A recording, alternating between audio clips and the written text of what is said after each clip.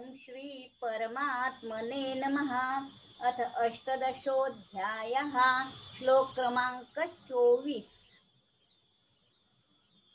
यत् कामेप्सु न कर्म यत्तु कामेषु न कर्म यत्तु कामेषु न कर्म साहकारेण वा पुनः साहकारेण वा पुनः साहकारेण वा पुनः यत्तु कामेप्सु न कर्म साहकारेण वा पुनः यत्तु कामेप्सु न कर्म साहकारेण वा पुनः यत्तु कामेप्सु न कर्म साहकारेण वा पुनः क्रियते बहुलायासं क्रियते बहुलायासं क्रियते बहुलायासं तत्राजसमुदारतं तत्राजसमुदारतं तत्राजसमुदारतं क्रियते बहुलायासं तत्राजसमुदारतं क्रियते बहुलायासं तत्राजसमुदारतं क्रियते बहुलायासं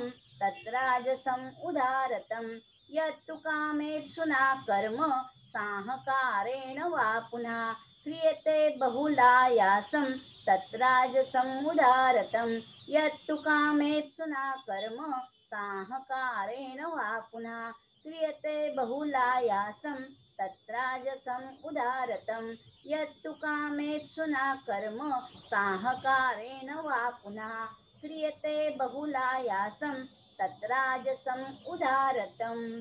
परंतु जे कर्म अतिशय परिश्रमपूर्वक तसेच भोगांची इच्छा करणाऱ्या किंवा अहंकार बाळगणाऱ्या माणसाकडून केले जाते ते राजस कर्म म्हटले गेले आहे। राजस मनुष्य आपल्या आवश्यकतेला अधिक वाढवतो, ज्यामुळे प्रत्येक कामात त्याला अधिक वस्तूंची आवश्यकता भासते। ते जमवण्यास परिश्रम जास्त लागतात। राजस मनुष्य कर्माचा विस्तार अधिक करतो, त्यामुळे परिश्रम अधिक होतात।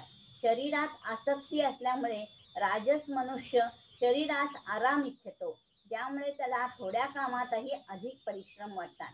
हरये नमः हरये नमः हरये नमः। आता आपण 25वा श्लोक बघूया। ओम श्री परमात्मने नमः। अथ अष्टदशोऽध्यायः। श्लोक क्रमांक 25। अनुबंधं क्षयं हिंसाम् अनुबंधं क्षयं हिंसा अनुबंधं क्षयं हिंसाम् अनवेक्ष च पौरुषम् अनवेक्ष च पौरुषम् अनवेक्ष च पौरुषम् अनुबंधं क्षयं हिंसाम् अनवेक्ष च पौरुषम् अनुबंधं क्षयं हिंसाम् अनवेक्ष च पौरुषम् अनुबंधं क्षयं हिंसाम् अनवेक्ष च पौरुषम्। मोहात् आरभ्यते कर्म मोहात् आरभ्यते कर्म मोहात् आरभ्यते कर्म यत्तत्तामसमुच्यते यत्तत्तामसमुच्यते यत्तत्तामसमुच्यते।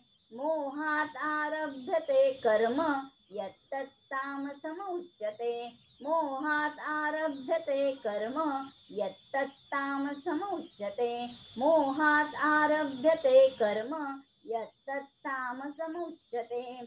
अनुबंधं क्षयं हिंसाम् अनवेक्ष च पौरुषम् मोहात् आरभ्यते कर्म यत्तत्तामसमुच्यते। अनुबंधं क्षयं हिंसाम् अनवेक्ष च पौरुषम् मोहात् आरभ्यते कर्म यत्तत्तामसमुच्यते।